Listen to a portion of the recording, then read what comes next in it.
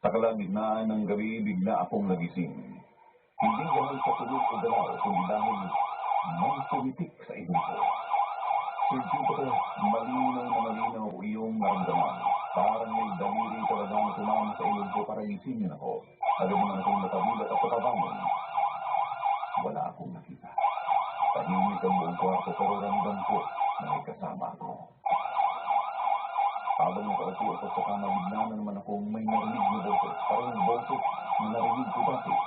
Malapit, parang nasa talikuran. Bumulong ito sa tenga kong gising daw at taguan daw kami. Nanigas ako sa pinaupo. Hindi ako. Hindi ko daw siya mapapakalit. Kung na ako tuluyang natakot ng sobra. Iba na. Ng pamparamdam lang ako ang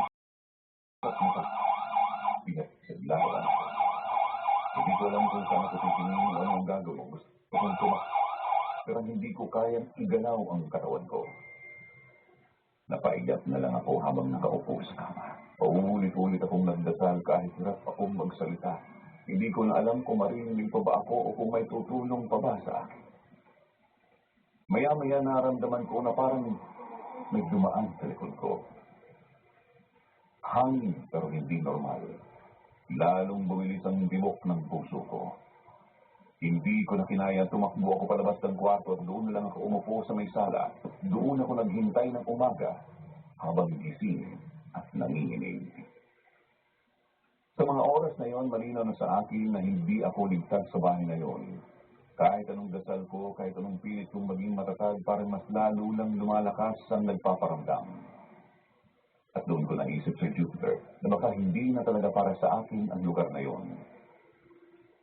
Pero hindi pa doon nagtatapos ang lahat. May mas matindi pa akong naranasan bago tuluyan kong iniwan ang bahay na yon. Sir Jupiter, sa mga nangyari sa akin, umabot na talaga ako sa alam kung saan pa.